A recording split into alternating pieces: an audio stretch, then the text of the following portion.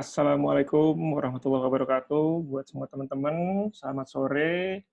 Buat semua yang udah hadir di sini, terima kasih atas waktunya, mau ngeluangin waktu sore-sore di sini. Terima kasih juga buat moderator, Mas Ilyas, yang udah sedikit ngebacain cerita tentang saya. Oke, saya mau langsung mulai aja ya, tentang si topik kita sore ini.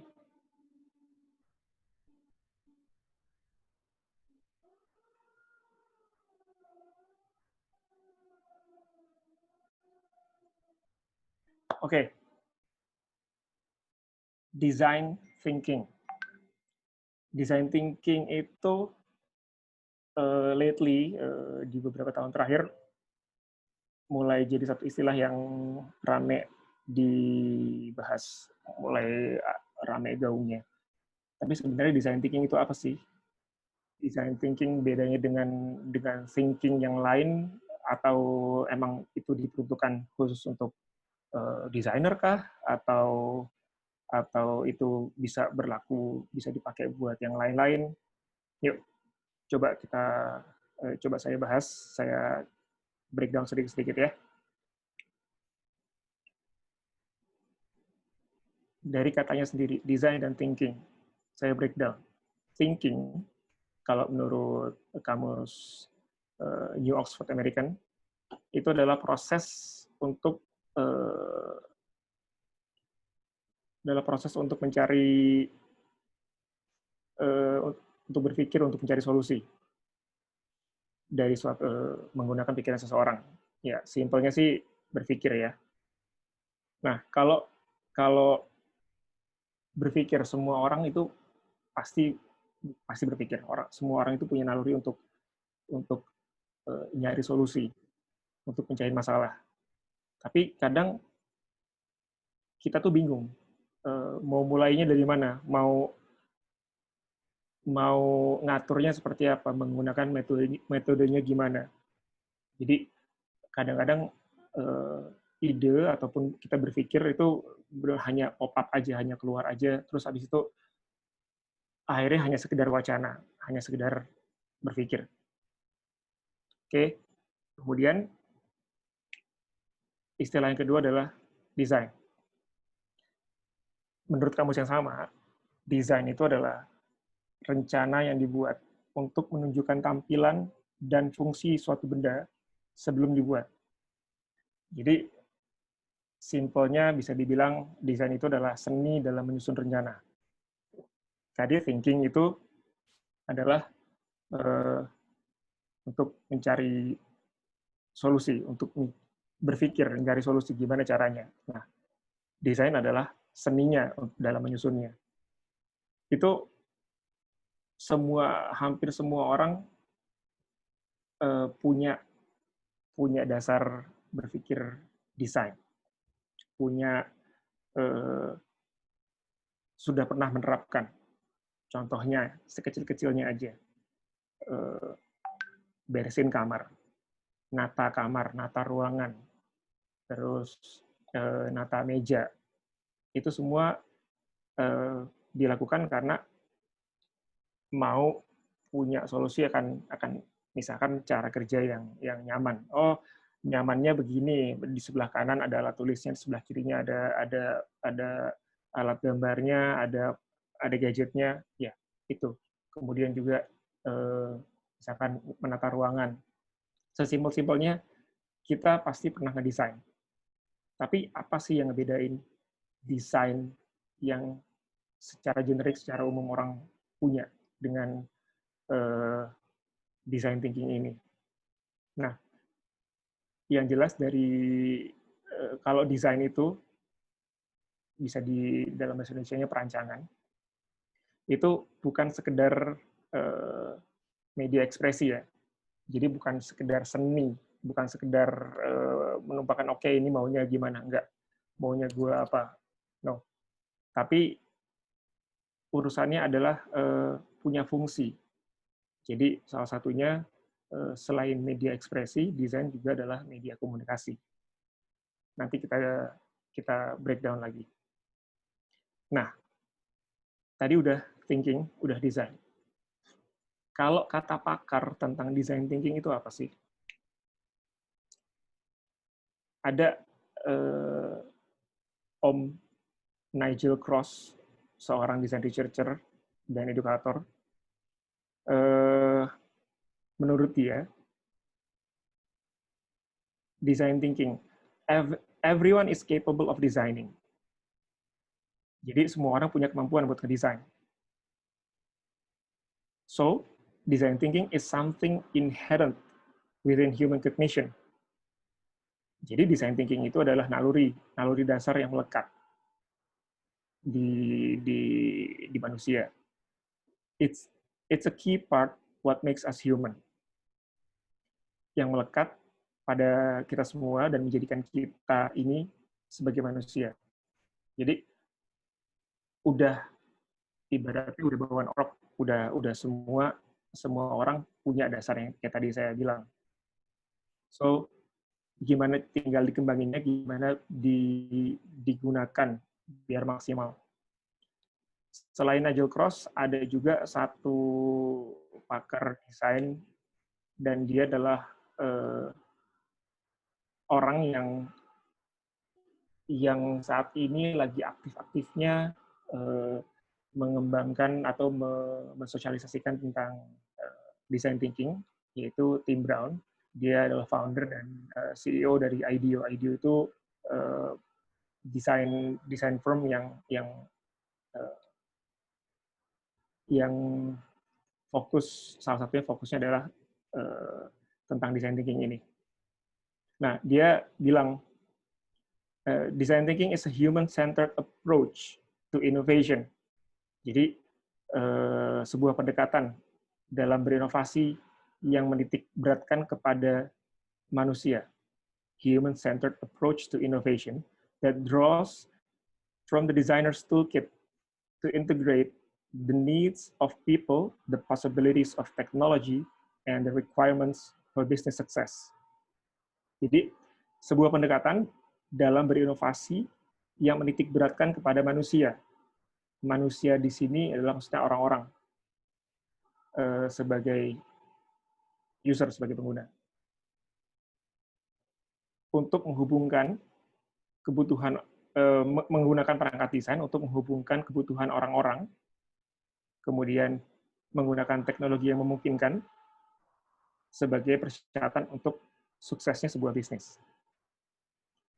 Dari mereka, dari definisi yang tadi udah kita lihat, saya mau coba highlight keyword-keyword apa yang kira-kira memang menjadi penopang dari design thinking ini. Ada inovasi, ada rencana, ada tampilan, ada pendekatan, ada human-centered, atau human-centric, atau user-centric, apapun itu istilahnya. Juga ada seni. Nah, ini semua kalau dirangkai, saya jadi merangkainya menjadi pola design thinking adalah pola pikir sistematis berupa proses dalam merancang sebuah solusi melalui pendekatan yang menitik beratkan kepada manusia sebagai pengguna. Ya, jadi yang ngebedain antara design thinking dengan thinking lainnya, approach-nya adalah di human-centric, human-centered. Jadi kepada si orang. Maksudnya gimana sih? Prosesnya apa sih? Kayak yang dimaksud dengan human-centric itu seperti apa? Jadi kita lihat ada tiga aspek utama dalam design thinking. Yang satu adalah people, yang kedua adalah bisnis, yang ketiga teknologi. Si people yang dimaksud ini, dimaksudnya adalah desire tentang desire-nya, tentang keinginan, tentang kebutuhannya. Kemudian ada bisnis, yang juga sebagai tujuannya, itu tentang viability, kemudian menggunakan apa, menggunakan teknologi sebagai perangkatnya, sebagai caranya. Jadi memungkinkan, visible. Nah, design thinking itu dimulai dari people. Tadi human centric, jadi dimulai dari people. Maksudnya mulai dari people tadi adalah eh, apa sih yang di-desire, apa sih yang dicari, yang diinginkan. Karena kalau kita lihat nih dari 3 aspek ini, si si people kalau diketemukan dengan bisnis, jadinya ada inovasi secara emosi. Ketemu tuh eh, tentang marketing, ketemu tentang brand, ketemu tentang loyal customer, itu inovasi di situ. Kalau people ketemu dengan teknologi, inovasi yang muncul adalah tentang fungsi. Wah, dengan segala teknis segala macam. Kalau bisnis ketemu dengan teknologi, inovasinya adalah di progres pencapaiannya. Jadi kayak si industri 4.0 sekarang, nanti mungkin ada berapa waktu lagi ada 5.0. Nah, yang dicari adalah pertemuan dari 3 tadi, dimulai dari people. Tapi irisannya, ketemunya, yang diinginkan adalah inovasi secara apa yang dialami, experience. Jadi, berpikir ala desainer itu bisa merubah sebuah organisasi dalam mengembangkan dirinya. Apakah itu produknya, apakah itu layanannya, atau prosesnya, tahapannya, strateginya. Nah, setelah si organisasi ini bisa berkembang, pendekatan ini menyatukan apa yang diidam-idamkan orang. Karena emang itu yang dilihat pertama kalinya sebagai base-nya. Gitu. Jadi memungkinkan untuk dicapai, dan setelah orang udah keinginan tercapai, eh, jadinya ekonomi berjalan berputar, ya. Menurut Hasso-Plattner, Institute of Design di Stanford, ada 5 tahapan, dalam proses design thinking ini. Yang tadi udah saya tekankan berkali-kali adalah, pertama adalah human centric, which is empathize, berempati. Kemudian ada define, ada ideate, prototype, sama test. Saya yakin hampir semua dari kita sudah pernah menjalankan tahapan yang ada di sini. Apakah memang hanya satu, ataukah hanya sebagian, dan nanti bagaimana urutannya, saya yakin udah pada pernah menjalani. Cuman bagaimana sih sebenarnya masing-masing tahapan ini perlu dijalankan. Kita coba breakdown ya. Proses pertama, tahapan 1 adalah berempati. Berempati itu, kalau menurut Kamus Besar Bahasa Indonesia, berempati itu adalah intinya bisa memahami kondisi dan kebutuhan, bisa memahami orang lain. Memahaminya gimana?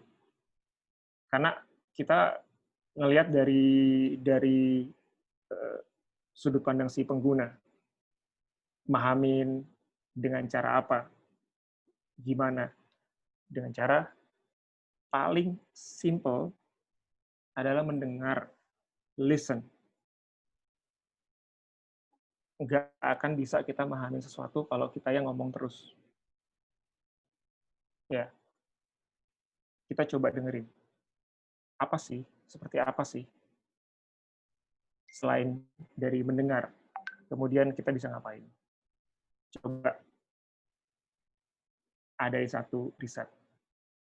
Riset macam-macam. Observasi itu termasuk riset.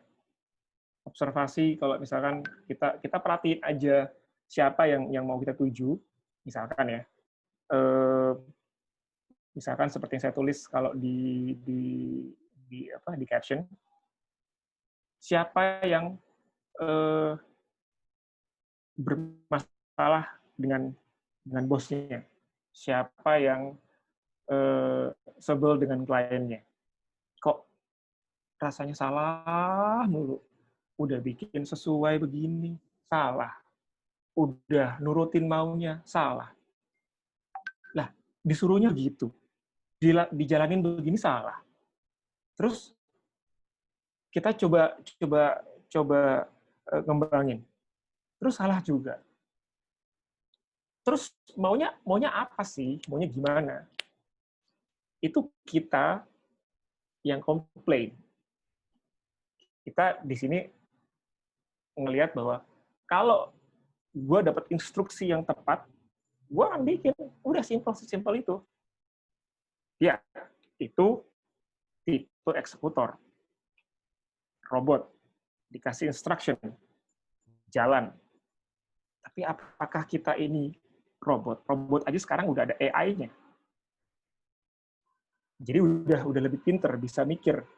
Jadi nggak begitu mulu, oke, kalau maju kebentok, stop. Nggak bisa, ada tembok, nggak gitu. So, gimana? Kita apakah sebagai karyawan, apakah sebagai bos, ataukah sebagai klien, siapapun, coba ngertiin juga posisinya. Kalau sebagai karyawan, salah nih, udah bikin apa yang diminta bos, salah lagi. Pernah nggak memposisikan diri kita sebagai dia? Bosnya bos yang mana? Ada bos paling atas, ada bos yang tengah-tengah. Bos yang tengah-tengah tuh dijepit atas bawah, kanan kiri, serba salah. Kalau timnya nggak bisa ngerjain, terus dia nggak bisa deliver result. Kalau nggak bisa, dia salah juga, ditekan nggak perform. Terus gimana? Pernah nggak kita mau posisikan diri kita di sana? Ataupun terhadap klien? Ataupun ngelihat misalkan, ini gue udah ngasih instruksi ke tim, kok masih aja salah mulu. Pernah nggak memposisikan diri kita di mereka? Mungkin pernah ada jenjangnya dulu dari bawah, tapi mungkin udah lupa. Terus coba diposisikan lagi, diikutin lagi ke sana. Apa memang cara ngomongnya yang ngasih instruksi yang nggak tepat, ataukah yang emang timnya yang kurang pemahaman, kurang pengertian, whatever. Intinya coba seperti digambar tuh, ikutin langkah yang sudah ada. Ikutin ibaratnya put on their shoes, atau dari kacamata masing-masing. Coba gimana cara bisa begitu, bisa memahami mereka. Tadi ada observe, itu paling simpel, kita ngelihat perilakunya. Kemudian bisa juga melalui nanya, ngobrol, mau formatnya formalkah, mau nggak formalkah, terserah. Pokoknya nanya dan banyak mendengar, interview. Itu termasuk, menurut saya itu cara yang cukup efektif karena kualitatif ya. Atau at least paling enggak ngelakuin tuh, nyari tahu desktop research, nyari tahu di Google cari tahu at least. Jadi palingnya sudah ada usaha. Sudahkah kita melakukan itu? Kalau udah, artinya kita bisa mendapatkan insight, wawasan. Kita bisa paling enggak memahami kondisinya. Oke, kayak gitu. Kalau kondisinya kayak gitu, artinya ya gue juga nggak boleh, jangan sampai neken juga, toh sama-sama kita nyari sesuatu, nyari solusi. Ya, poinnya adalah ngumpulin data, nggak pakai asumsi. Asumsi itu musuh, terutama di desain itu musuh. Itu subjektif. No, di desain itu kita perlu objektif. Ya, jadi kalau seperti bisa dilihat di gambar, berempati. We know how you feel. Mungkin nggak exactly, mungkin nggak persis, tapi at least coba untuk memahami dan ada di posisi yang mirip. Karena nggak mungkin kita bisa sama persis. Latar belakangnya cerita beda-beda masing-masing. Ya, itu tahap satu, berempati atau memahami, tahap yang paling krusial, paling eh, paling penting. Kemudian ada tahap kedua, definisi, define. Tadi kan udah tuh nyari tahu, udah segala macam. Oke, ini si bos nyuruh bikin kartu ulang tahun. Terus kok salah dulu. Setelah dicari tahu, oh ternyata yang ulang tahun itu adalah temen anak ibunya. Oh, kalau kayak gitu, temen anak ibunya berarti masih anak-anak. Kalau anak-anak zaman sekarang sukanya apa? Itu tuh dari semua data yang udah dikumpulin, seabrek tuh, pusing kan? Nah, dilihat, dicari polanya. Oke, jadi sampling bisa dilakukan juga. Ada sekian anak-anak di kategori mereka yang kayak gini, senangnya begitu. Oke, itu jadi ada polanya. Kita bisa ngelihat. Dari situ baru bisa ngelihat tantangannya gimana nih, kesulitannya apa, hambatannya apa. Nah, jadi dari situ bisa bisa bisa mulai kelihatan dan kita ngerubah masalah yang kita lihat sebagai masalah dirubah jadi pertanyaan untuk kita cari jawabannya. So, secara spesifik kita ngerucutin, kita nentuin kebutuhan karena kita perlu nyari solusinya. Ya. Kumpulin wawasan, kelihatan polanya, kemudian kita pertanyakan akan bisa diapain ini orang-orang begitu masing-masing ya. Tahapan berikutnya, tahapan yang paling desain banget, ide, konsep. Wah, ini jagonya desainer nih. Wah, mereka penuh ide, penuh konsep, segala macam ide. Mau datang, idenya tuh bisa datang langsung beruntun simultan atau bahkan berulang tapi mirip-mirip. Dari mulai yang ide yang paling simple dari tadi ya, dari pertanyaan yang tadi di tahap sebelumnya. Oh, pertanyaannya, kalau untuk ngedesain si kartu ulang tahun untuk temennya anak si ibu itu, yang seperti apa? Pertanyaan. Oke, karena mereka begini sukanya, jadi yang begini, sampai segi-lagi atau simbolnya. Nah, di proses nomor 3 ini, ide dan konsep itu bisa banyak banget tekniknya. Kalau perlu dipakai, yang paling umum itu adalah brainstorming, badai otak. No, nggak. Brainstorming, ya maksudnya adalah bertukar pikiran, nggak sendirian, bareng-bareng. Mau di satu meja bareng kah, mau enggak kah, terserah. Pokoknya kumpulin ide, lempar semua ke floor, kemudian dilihat apakah memungkinkan ataukah enggak. Nah, di sini yang pentingnya nih, kalau suatu ide itu memungkinkan atau enggak, dan akhirnya ada orang-orang yang mulai ngejudge, itu nggak bisa lo, kejauhan lo. No. Di proses ini, di tahap ini, jangan menghakimi. Coba buka dulu, open. Karena ide gila masih mungkin aja bisa dilakukan dengan cara yang lain, tadi, feasible. Tapi karena kita ini mengungkapkan apa yang kita tahu.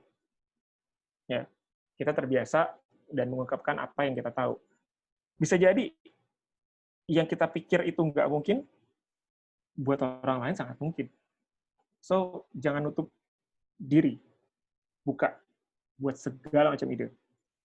Udah tuh, dilempar semua, dikumpulin semua, diaprokin, udah sampai berpuluh-puluh, mungkin sampai ratusan, mulai disisihin, kerucutin, satu-satu. Tapi ngelihatnya adalah kepada end result tadi ya, human-centric, desirability, di situ. Selain cara brainstorming juga masih banyak, ada mind mapping kah, mau pakai provokasi kah, ada juga scamper, terserah, apapun yang cocok buat masing-masing. Ya. Jadi setelah udah tadi kita berusaha memahami, kemudian mulai runutin, mendefinisiin, merubah masalah jadi pertanyaan, dan kemudian sini keluar ide-ide dari yang bisa menjawab pertanyaan tadi. Terus mulai dari yang tadi udah dikerucutin, bisa dikerucutin lagi, bisa dikategoriin lagi, kita bikin prototype. Di sini eksperimennya. Eksperimen di sini justru kalau dari desainer tuh yang paling menyenangkan sebenarnya. Karena kalau kayak zaman dulu sebelum zaman digital nih, kami para desainer paling seneng itu kalau sampai pas lagi misalkan perlu bikin annual report, perlu bikin company profile, perlu bikin packaging, akan seperti apa. Itu ngayalnya to the max, ngayalnya semaksimal mungkin. Oke, ini buku, misalkan bukunya nanti akan jadi gini, bisa dibuka seperti ini. Sesimpel-simpel contoh yang saya dulu sama teman-teman pernah lakukan, bikin ini, bikin yearbook buat anak SMA. Yearbooknya karena mereka punya konsep, karena mereka pengennya film, so jadi diapain. Akhirnya ide muncul, oke, tampilan bukunya itu akan berbentuk seperti video Betamax. Ini kalau yang zaman-zaman dulu tahu video Betamax seperti apa, atau VHS.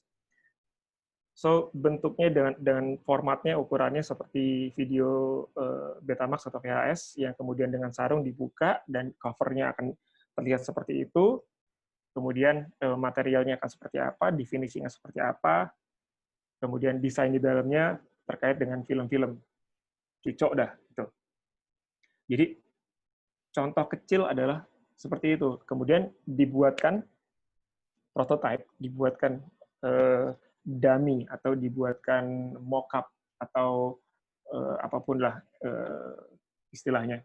Nah, itu tujuannya buat apa? Karena buat ngukur kalau itu diproduksi, secara waktu, biaya, itu gimana? Bisa apa enggak? Efisien apa enggak? Wah, itu bisa, tapi bikinnya 7 tahun. Ya udah, pulang aja. Dan nggak usah kerjain. Kan nggak mungkin, karena sekarang apalagi era udah sangat cepat jalannya, ya kita perlu sesuatu yang lebih praktis, yang lebih bisa diimplementasi cepat. So, prototype itu adalah untuk uji efisiensi. Dan bikin jadi ide yang tadi tuh, yang ide-ide gila itu bisa terukur. Oke. Yang nomor 5 adalah tes. Tes. Diuji coba. Uji coba. Tadi kan udah jadi nih prototipenya. Udah jadi. Terus dicobain. Ditunjukin. Di present ke target audience. Apakah itu klien, ataukah itu user, siapapun. Dicobain. Biasanya, skalanya skala kecil, nggak masif. Jadi belum launch. Di situ. Nah, so tentunya di situ kita akan dapetin umpan balik macam-macam nih ngetesnya. Kalau ini mau dari berbagai macam industri pasti perlu ngetes.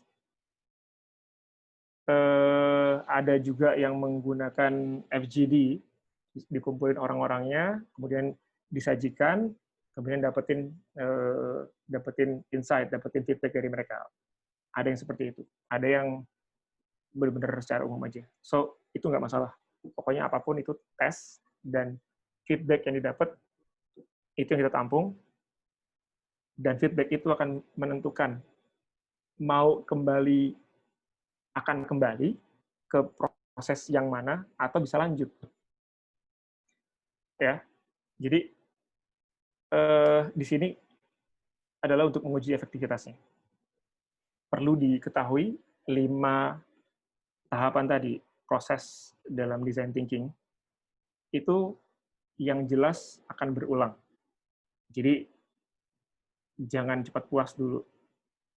Yakin dulu, pastiin dulu. Kalau sekali tes udah cakep, bikin 2 kali. Udah bener lancar, bikin 3 kali. Kalau belum lancar, dilihat di mana masalahnya. Ini programmer tahu persis tentang begini. Perlu baliknya kemana? Perlu balik di prototipe-nya lagi kah? Bikin dummy? Atau justru jangan-jangan mesti mundur, ternyata ketemu problem sampai nge-redefine lagi. Atau ternyata masalahnya dari awal ternyata ada di belum memahami si human, si people.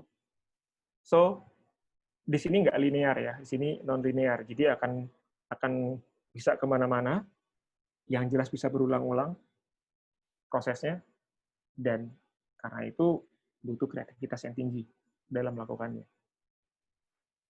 Karena kreativitas ini makanya mungkin dinilai sebagai design thinking. Oke, so kita lihat deh sekarang. Design thinking ini sebenarnya purpose-nya, tujuannya, manfaatnya, buat apa sih? Buat siapa sih? Kok ada sekarang istilah-istilah gini? Kenapa nggak simple aja? Oke, design thinking ini sangat berguna sebenarnya diperuntukkan untuk memecahkan yang namanya wicked problem. Seorang desain teoris di tahun 70-an gitu, namanya Horst Rittel, dia yang bikin istilah wicked problem, yang mempopulerkan mungkin ya. Buat dia, menurut dia, wicked problem adalah particularly tricky problems that are highly ambiguous in nature. Bahasa Jawanya adalah masalah rumit yang sifatnya ambigu. Intinya masalah yang spesifik, yang rumit, yang biasanya susah buat dipecahin, karena ambiguitasnya sangat tinggi. Ini masalah-masalah yang biasanya scope-nya itu besar sekali. Cakupannya udah luas, kayak misalkan climate change, atau tentang satu wilayah gimana biar bisa berubah, satu kota berubah menjadi smart city, karena banyak kebentok kanan kiri maju mundur salah semua. Apakah si nggak punya manpower-nya kurang lah, orang-orangnya belum memadai, whatever. Itu yang disebut wicked problem. Jadi sebenarnya si design thinking ini diperuntukkan buat yang kayak gini, buat bisa mencari masalah yang rumit. Nah, kalau ketemu masalah yang rumit, masalah yang super kompleks, kita mesti fokusnya tuh kemana? Ke problems atau ke solusi? Nah, ada eh, satu satu profesor arsitek di di mana ya, saya lupa. Itu namanya Brian Lawson. Dia bikin eksperimen, dia bikin penyelidikan dari 2 grup satu grup ilmuwan, satu grup desainer, perancang. Mereka dikasih masalah yang sama dan dilihat bagaimana masing-masing dari mereka cara mengatasinya. Nah, dilihat dia lihat, dia investigate, dia kumpulin hasilnya, dia temuannya itu dibukuin dan itu dikasih judul How Designers Think, The Designing Process Demystified. Dari hasil temuan itu, dia menemukan bahwa si scientist alias ilmuwan itu fokus on problem. Jadi problem based. Sementara si designer itu solution based. Melihatnya hasilnya nanti akan seperti apa. Jadi design thinking ini merubah cara pandang, dilihat yang dicari adalah end-nya. Bukan obstacle di depan matanya. Bukan temboknya, tapi how to get through di baliknya. Itu. Emang si para desainer itu punya design mindset itu kayak apa sih? Saya yakin semua juga rata-rata udah punya. Yang jelas kayak tadi tuh di tahapan ketiga. Ide, punya banyak ide gila. Enggak cuma satu, enggak melulu itu lagi. Karena rata-rata desainer itu tukang ngayal.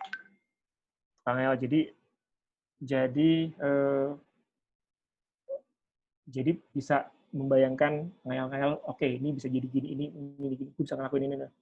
Itu desain mindset, salah satunya adalah tukang ngayal. Kemudian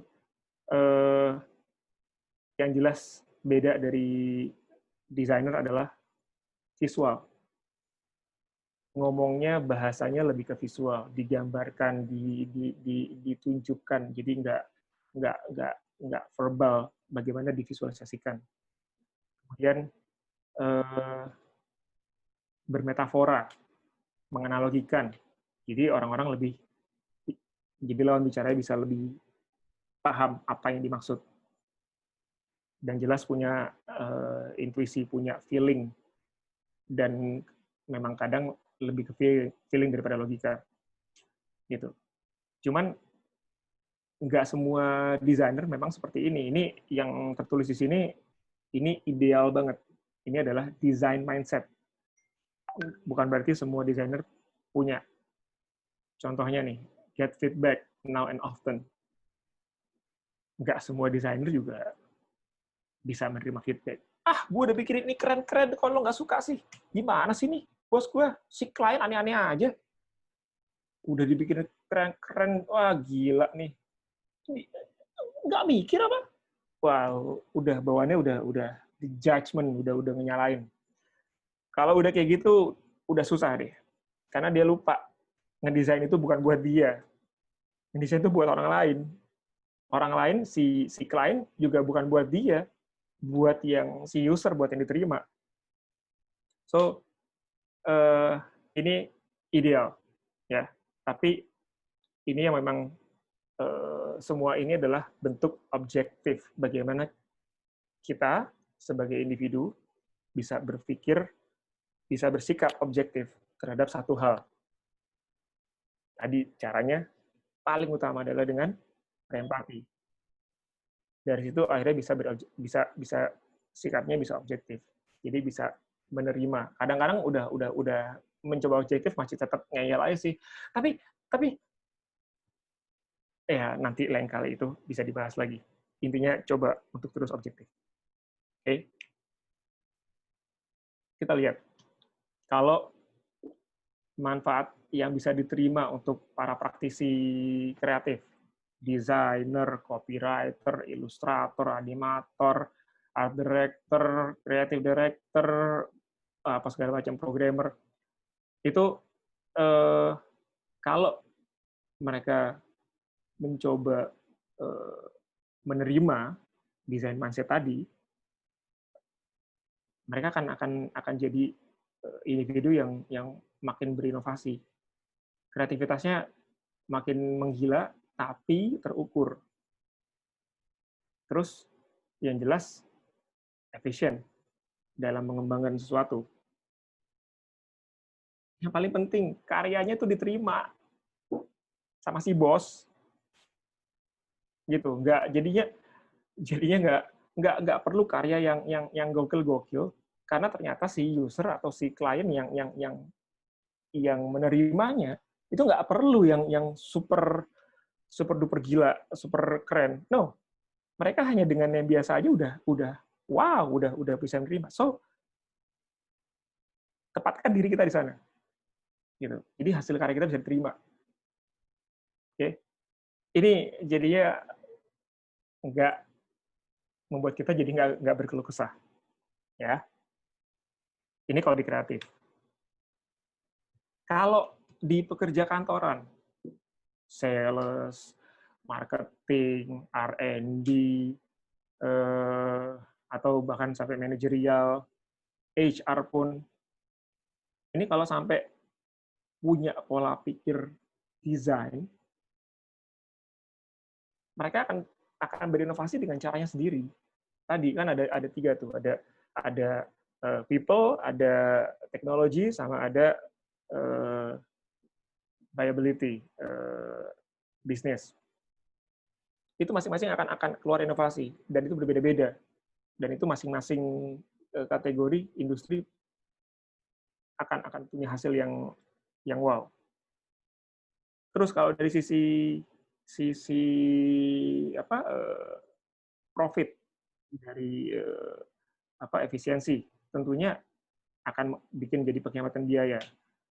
Terus revenue meningkat, ROI, return of investment juga meningkat. Dan di sini yang penting, karena rata-rata kantor, kerja kantoran, ini nawarinnya adalah produk atau jasa. Produk atau jasanya itu diterima sama masyarakat. Kalau diterima sama audiens, akhirnya jadi nyiptain retensi, loyal customer. Ini yang dicari sekarang, gitu loh. Jadi it's not about sales anymore, not just jual, habis itu bombardir, nge-spam, bikin pusing, akhirnya blacklist sudah dicoret. Kita nggak mau kita sampai seperti itu. Kalau buat selain pekerja kantoran, pekerja pabrik kah, atau buruh kah, atau yang lain selain kantoran, cara pikir tadi karena mancing kreativitas akhirnya akan jadi problem solver.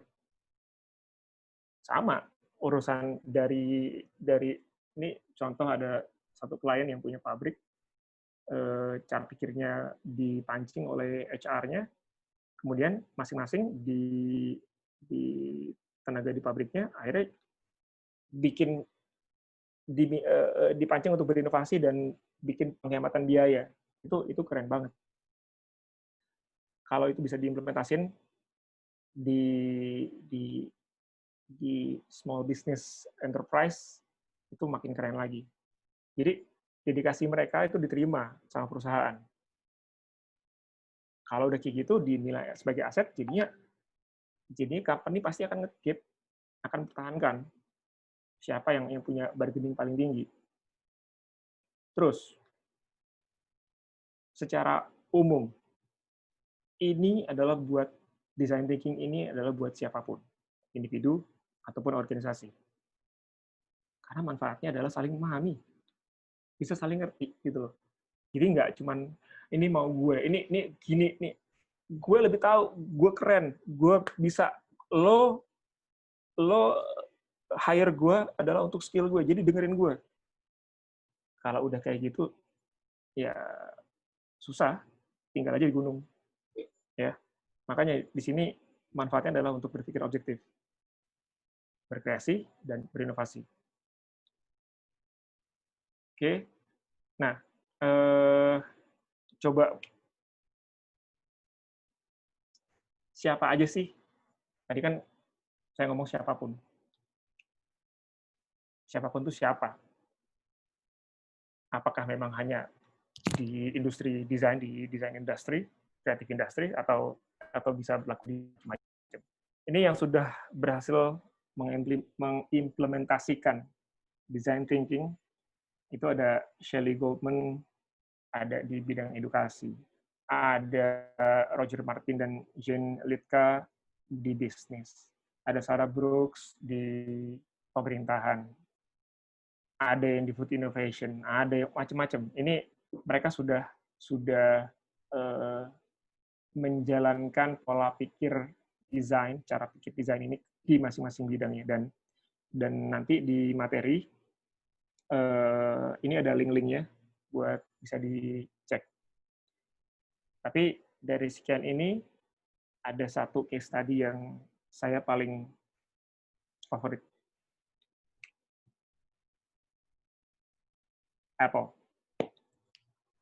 Tahu kan ceritanya, Pak? Mungkin rata-rata udah pada nonton, udah pada denger, udah pada ampun lah itu film-filmnya. Si Steve Jobs ini sempat di kick dari Apple, kemudian di tahun berapa ya, 95 apa 96 97 gitu, 90-an gitu. Akhirnya kondisi Apple sebagai perusahaan itu terjun bebas, susah, udah hampir bangkrut. Nah, dibalikin lagi tuh, ditarik lagi si Steve Jobs dan diimplementasikan cara pikir desain tadi. Tapi kalau di sini disebutnya Smart Strategic Thinking. Apple Smart Strategic Thinking. Langkah-langkah yang dipakai, yang digunakan, terutama adalah nomor satu ini. Set a vision of what you want. Si Apple ini pengen orang-orang jadi bagian dari teknologi di masa depan. Orang-orang, people, human-centric, user-centric. Again, kembali ke sini. Jadi apa sih yang dimauin? Gitu. Dari sini akhirnya mereka mendapatkan loyal customer, salah satunya saya.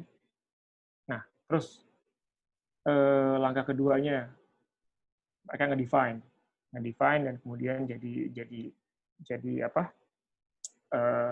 Tapi nge-define-nya melalui investment. Terus yang langkah ketiga, mereka memastikan bahwa mereka tuh fokus on identified opportunity, kesempatan yang teridentifikasi. Apa sih kesempatan yang ada saat itu? Zaman tahun 90-an itu masalah dari komputer adalah orang-orang yang beli komputer. Itu komputer tuh rempong, ribet, karena rata-rata rakitan. Ada yang nggak jual rakitan, yes, IBM. Tapi masih harus diinstal lagi, ini lagi, itu lagi, tambahin lagi. Jadi nggak bisa langsung pakai. Itu diambil, itu dipakai, langsung dirubah sama si Apple. Udah beli, tinggal pakai, udah jadi. Nggak perlu ambil ini, udah pre-installed, udah segala macam. Terus desainnya juga keren. Jadi orang merasa punya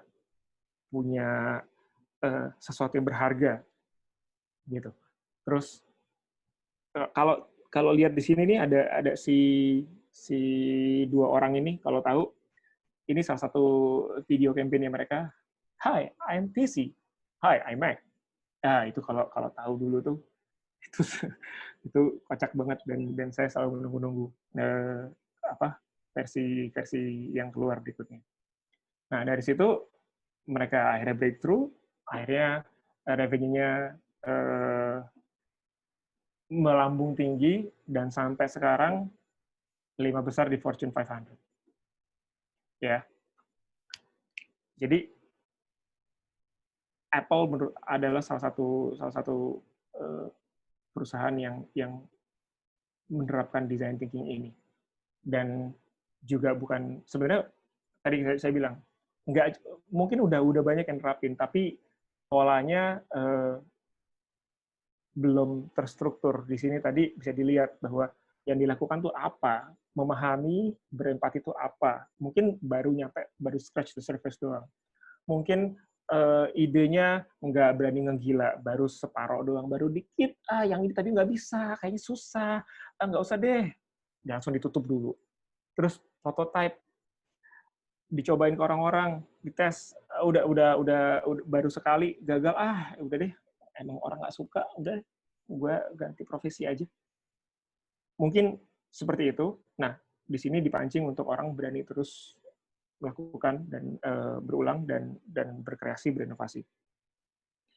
Salah satu yang company yang saya suka, yang menjalankan design thinking ini adalah para startup sekarang, para unicorn dan decacorn dan segala macam, Gojek lah, Grab, Airbnb. Mereka ngelihat dari kebutuhan orang-orang, gitu. Di posisi itu, gue kalau mau beli, gue kalau mau sana susah, mau naik ojek susah. Itu kerennya para startup. Jadi makanya mereka cepat dapat investment dan akhirnya bisa, semoga mereka bisa survive di depannya. Oke, sebagai satu penutup, saya mau ngutip si Steve Jobs. You have to start with the customer experience and move backward to technology. Gitu. Jadi, again, ini yang dia omongin adalah tadi si berempati, mulai dari human centric, dari user, baru cari caranya, which is teknologi. So kalau saya rangkum,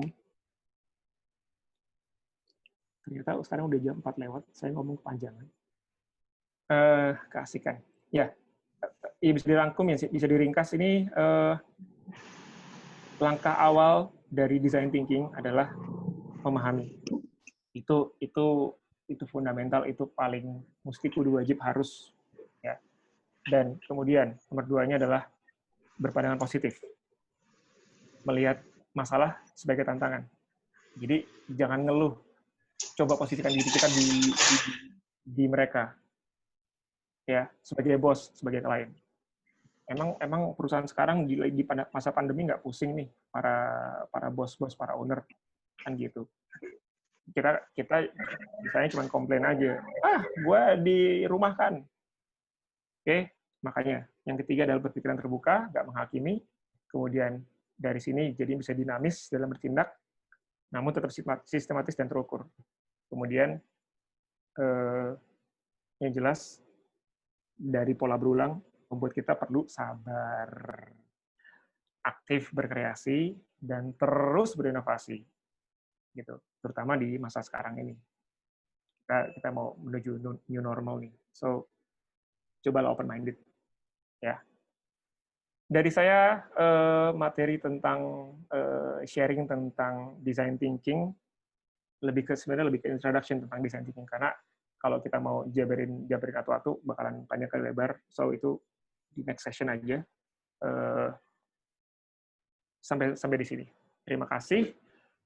Kalau ada pertanyaan, monggo di chat dan saya kembalikan ini ke moderator, ya. Oke, terima kasih Pak Uki ya atas paparannya tadi. Oke, ini udah ada beberapa pertanyaan yang masuk nih Pak. Oke, pertanyaan pertama nih ya, kita ada waktu sampai 4.20-an lah, 4 sampai 4.30 lah untuk tanya jawabnya, jadi ada 20 menitan. Oke. Pertanyaan pertama nih, dari Fahri Hamzah. Fahri Hamzah. Nah, dari 5 proses tahapan design thinking tadi, saya ingin menanyakan, bagaimana implementasi design thinking terhadap karya atau klien yang berhubungan dengan critical thinking, dan bagaimana problem solving muncul dari dua aspek critical thinking dan design thinking. Ini Pak. Iya, critical thinking ya kan tadi saya bilang ada macam-macam thinking. critical thinking, design thinking, visual thinking, ada system thinking. Jadi pada dasarnya pertanyaan ini tadi kan adalah gimana menghadapi si klien, bukan begitu? Coba saya mau lihat lagi pertanyaan mana pertanyaannya.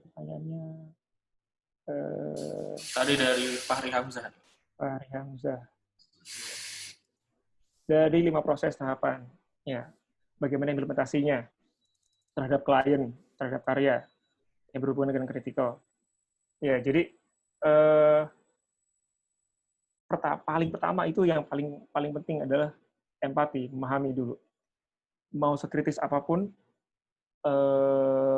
orangnya, ataukah cara berpikirnya, ataukah si organisasinya, siapapun, kalau kita berusaha untuk memahami posisinya dia dan apa yang diinginkan, apa yang dicari, apa yang dituju, itu akan sangat kebantu buat kita bisa akhirnya mendefinisikan dan menjawab pertanyaan dari masalah itu. Gitu. Jadi implementasinya ya di sini pertanyaannya menurut saya masih terlalu umum, karena setiap industri akan berbeda-beda caranya. Di desain sendiri aja juga terpecah-pecah, bahkan sekarang ya dengan digital, contohnya digital adalah ke user experience, makanya sekarang ada banyak UX design dan UX design itu adalah bagaimana menerapkan si cara pikir pola design thinking tadi. So saya cuma bisa di step ini di sini saya cuma bisa menyarankan adalah untuk berempati. Coba pahami dulu si klien. Nah, dari situ baru kita udah pakai sepatu mereka, oh sepatunya sempit, oh sepatunya jelek, oh sepatunya bagus, oh udah tahu rasanya nggak enak kakinya.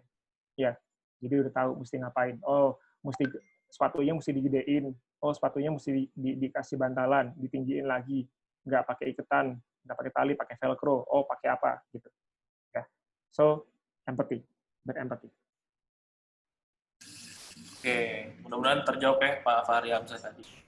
Oke, ada pertanyaan lagi nih dari Wisnu. Oke, Pak saya mau tanya nih, misal saya disuruh bikin desain sama klien atau bos, menurut saya desainnya udah bagus nih. Setelah diajukan ke klien, dia nggak suka dan minta desain yang berlawanan. Jadinya saya mengerjakan desain tanpa sesuai dengan yang saya mau. Gitu. Jadi istilahnya desainnya asal-asalan. Nah, menurut Bapak gimana?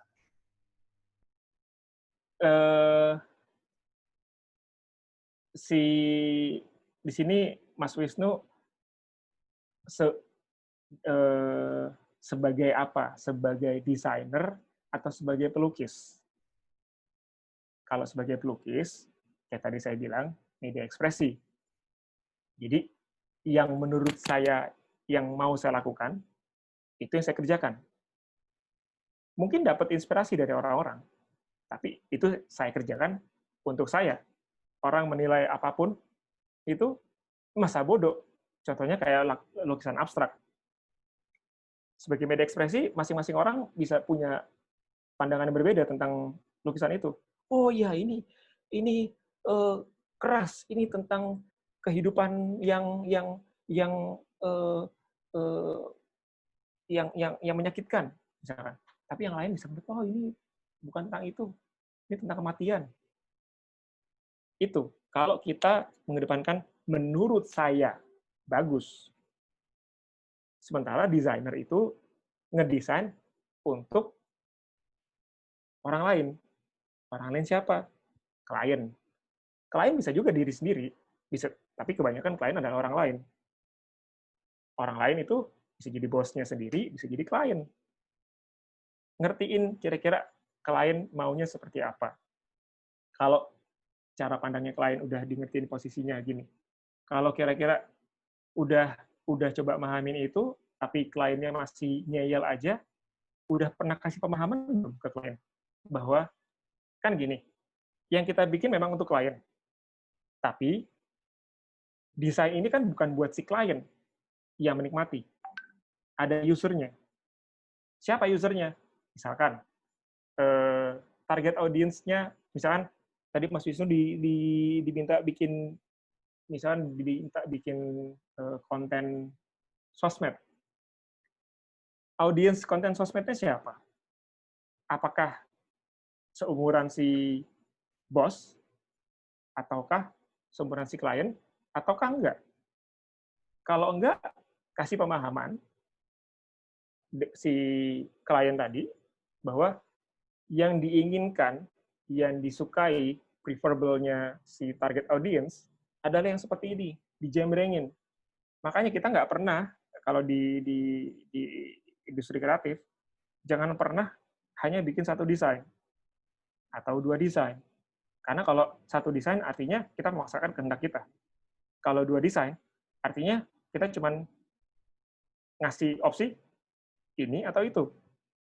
Nggak bisa. Kalau perlu dikasih lebih, minimum 3 itu udah paling minim. Jadi dikasih, lihat, ini loh, dan dikasih penjabarannya. Desain 1 adalah desain dengan approach-nya yang preferable dari si klien. Tapi dikasih tahu. Tapi kalau kayak gini, audience kemungkinan besar nggak suka. Karena data menunjukkan, nah itu dia. Tadi ada di fase 2, tahap 2, adalah defining, kumpulin itu data-data. Nah, jadi data menunjukkan begini. So, kalau Bapak atau Ibu tetap prefer dengan opsi yang ini, monggo, tapi konsekuensinya mungkin akan nggak terlalu dinikmati oleh audiens. Tapi nggak ada salahnya, Pak, Bu, dicoba aja dulu, nanti kita lihat tanggapannya. Kan akhirnya balik ke tahap yang 5, tes. Dari situ kita lihat responnya. Makanya akhirnya berulang lagi. Berulangnya perlu kemana? Perlu ke nomor 1 lagi kah? Atau bisa ke nomor 3? Ataukah ke nomor 4? Yang mana? Itu. Ya, jadi prosesnya akan begitu terus. So,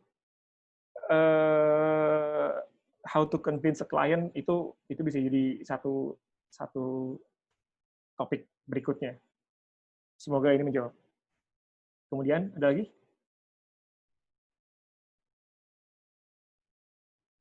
Oke, gue tadi terjawab ya. Ini ada dari Harddev Pro nih. Pak Oki, apa ada tips untuk penerapan design thinking untuk brosur yang menarik penjualan untuk iklan properti? Terima kasih. Oke. Properti kah? Ataukah bidang-bidang lainnya? Kan masing-masing juga punya kelas-kelasnya. Apakah ini untuk menengah ke bawah, menengah ke atas? Properti yang seperti apa? Kembali, human-centric atau user-centric. Pahami siapa yang akan dituju. Oh, ini rumah misalkan hanya tipe 45, tapi mau dijual 3M. Itu termasuk ide gila tadi yang masuk di tahapan ketiga. Mungkin bisa terjadi kalau ada added value-nya, kalau ada nilai lebihnya, silakan dicoba. Tapi terukur nggak pas lagi dikerucutkan? Kalau dalam urusan properti atau desain brosur ini kan urusannya nggak nyampe ke prototype yang aneh-aneh gitu. Tapi target audience udah jelas bagaimana perlu berempati ke mereka dan tes. Nomor 5, tes.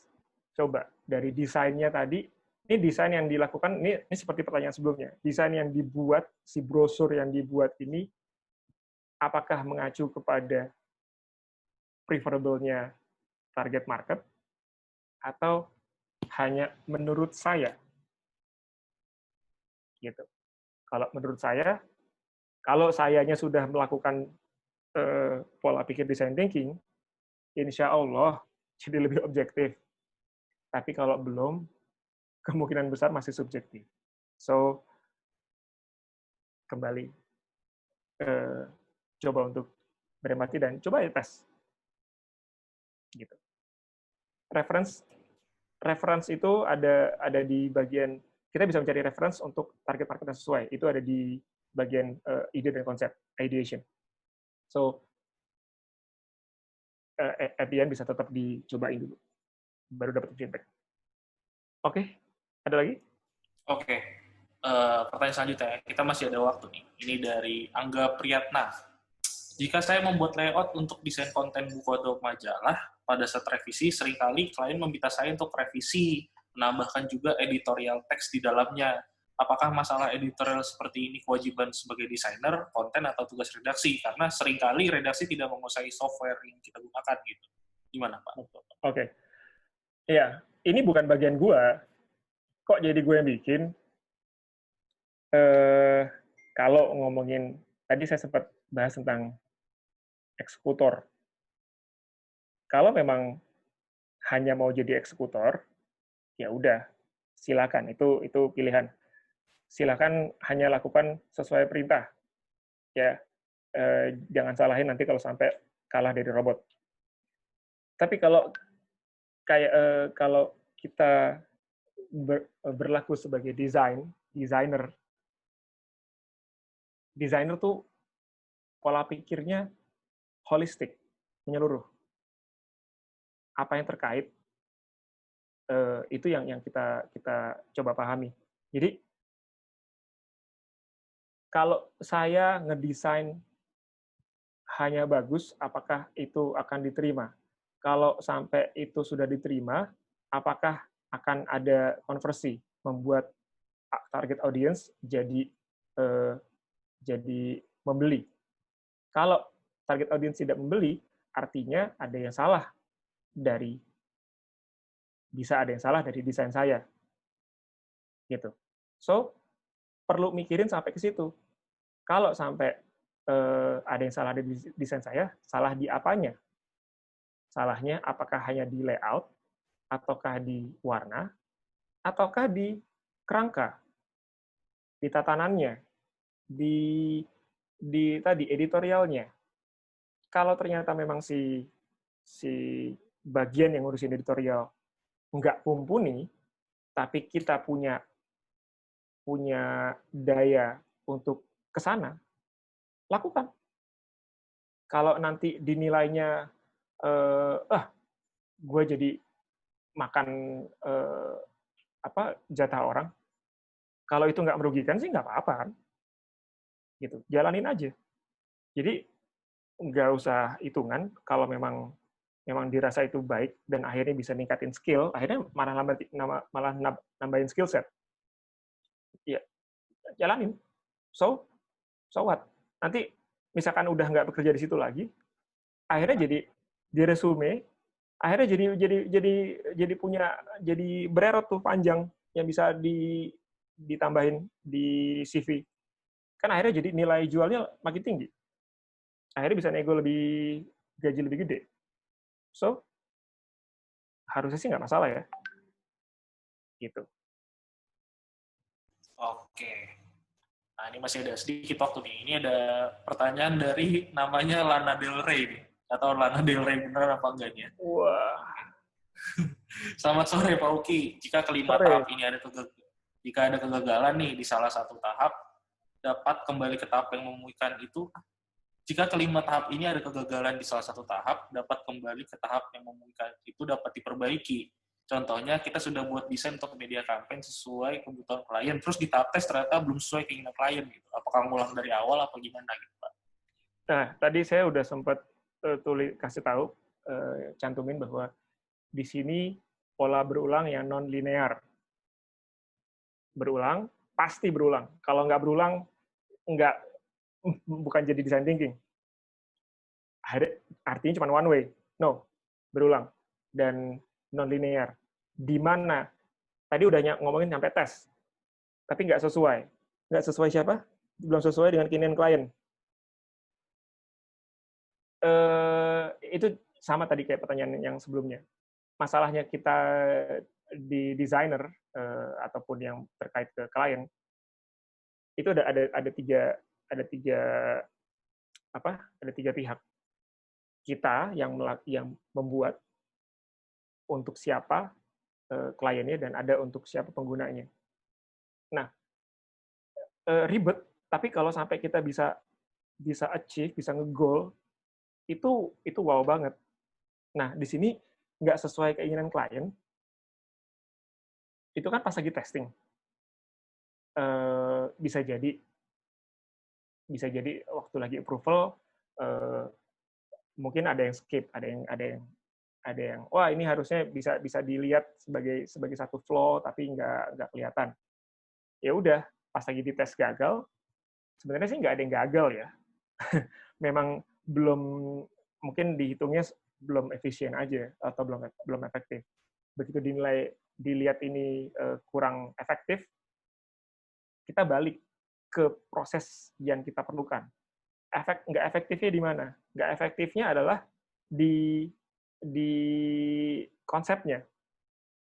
Karena ini terlalu gamblang, ternyata perlu difokusin lagi. Dan balik ke tahapan 3, bongkar lagi tuh konsep, keluar lagi seabrek-abrek berpuluh-puluh opsi, kerucutin lagi untuk dibuat prototipe lagi. Pastiin kali ini pas lagi bikin prototipe sebelum dites itu ada pilihan tadi ya, yang tadi diajukan ke klien, ada pilihan. Misalkan bisa preferensi satu, nih yang klien mau, ini yang user mau, ini yang menurut gue keren. Tapi bisa berguna kok buat bisa ampuh juga buat klien ataupun buat user. Nah, pastiin itu sudah di-present dan di-approve. Dan habis itu kan dicobain. Mungkin pas dites nggak semuanya dicoba, salah satunya aja. Gitu. Karena kalau tiga-tiganya cost-nya pasti akan gede. Dari situ nanti kan ada tangible-nya, ada untuk kita bisa mengukurnya mana yang kira-kira paling bisa dijagoin buat dicoba. Gitu. Kira-kira gitu. Oke. Nah, kita udah hampir menuju penutup nih, Pak. Ini ada satu pertanyaan terakhir nih ya. Dari ARS. Nah, dari ARS. Pak Uki, yang barusan dijelasin mengenai minimum 3 alternatif desain atau prototype yang dikasih ke klien. Nah, itu dikasihnya dalam bentuk low fidelity, mid fidelity, atau high fidelity. Itu tergantung dari masing-masing. Opsi, tadi saya sebut opsi minimum 3, kalau mau bisa lebih juga jangan kebanyakan. Kenapa jangan kebanyakan? Karena biasanya klien itu nggak tahu yang mereka mau. Biasanya. Klien taunya yang mereka nggak mau. Jadi kalau kita bikin banyak opsi, yang ada bikin kita pusing. Si klien dikasih 10, aduh ini bagus, tapi akhirnya nggak dipilih yang suka, sama dia dicoret yang nggak suka, yang ini saya nggak suka, ini nggak suka, ini nggak suka. Boleh aja kalau mau coba cara gitu, tapi effortnya buat kita banyak. Kita kan berpikir untuk mencoba lebih objektif. So tadi dari preferably kemana? Ke usernya kah? Ke kliennya kah? Atau ke kitanya sebagai desainer? Bukan berarti ini hanya satu ya. Ke kliennya bikin seneng klien tapi nggak efektif buat user, jangan. Tetap mesti tiga-tiganya mesti ada. Win-win lah, jangan win-lose. Prototype, indikasi klien, deliverable dalam bentuk apa? Ya, kembali low atau high, terserah. Kalau saya sih mau nunjukinnya itu sesuai dengan aktual nantinya. Contohnya, dulu waktu lagi ngurusin desain packaging buat kemasan misalkan kayak si Tango lah atau apapun, saya bikin mockup 1:1 karena memang ukurannya nggak gede, dengan print yang memang kira-kira hasilnya nanti bisa seperti ini, dikejar dicoba ke sana. Karena again tadi seorang desainer, desain mindset-nya salah satunya adalah visual. Jadi kalau kita tidak bisa merepresentasikan dengan baik, tidak bisa memvisualkan dengan baik, dan akhirnya kita jadinya hanya beralasan. Ini nanti nggak akan seperti ini ya, karena budgetnya terbatas, karena kurang, jadi ya kira-kira ginilah jadinya. Kalau sampai kita yang digituin, kita yang dipresentasikan seperti itu, karena kita punya pola pikir visual, jadi nggak susah. Nah kalau orang-orang lain, kan nggak bisa gitu. So, bikin sedekat mungkin dengan realnya nanti, dengan aktualnya. Gitu. So, mungkin kalau saya. Oke, balik ke preferensi ya masing-masing. Oke, ini sudah lebih dari 4.30 nih Pak Basuki. Terima kasih teman-teman yang udah berikan pertanyaan. Sekarang giliran saya nih yang ngasih pertanyaan buat teman-teman nih. Jadi saya ingat lagi buat teman-teman yang tadi belum dapat informasinya, kita akan kasih kuis nih untuk 2 orang pemenang nih. Masing-masing kan dapatkan voucher 500.000 potongan biaya kuliah di Politeknik SSR. Oke, jadi saya akan kasih pertanyaannya. Nanti teman-teman akan langsung jawab aja di kolom chat ya. Oke. Pertanyaan pertama nih, siap-siap ya. Sebutkan salah satu studio yang ada di Politeknik SSR. Ayo.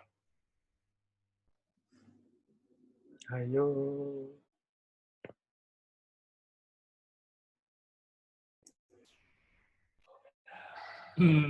Udah ada jawaban nih dari Devi. Oke, dari Devi jawabannya green screen. Gimana Pak Basuki? Bener nggak? Betul. Betul ya. Selamat pada Mbak Devi ya. Oke, Anda berhak mendapatkan voucher 500.000. Oke.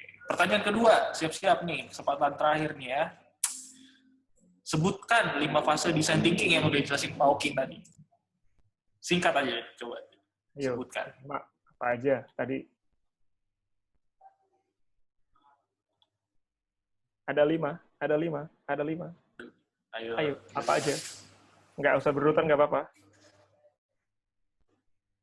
Baru Lana. Lana Del Rey lumayan ini nih, ngegas juga. Lupa atau lagi. Ini dari SIF udah 5 nih, bener nggak Pak? Sebentar, mana SIF. Dari 1, SIF. 2, 3, 4, 5, betul. Betul, oke. Selamat kepada SIF. Anda akan mendapatkan voucher 500.000 melalui email ya.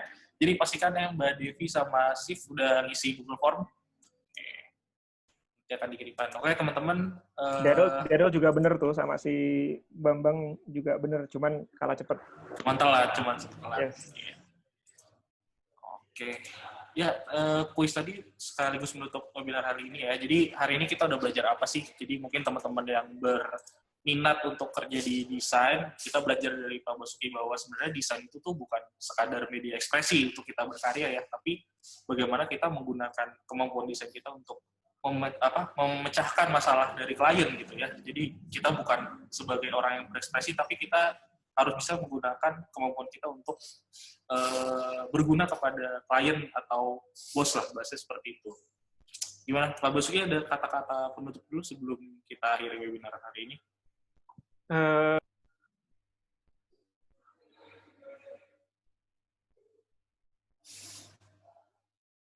Sebentar, sorry. Ya, jadi design thinking itu,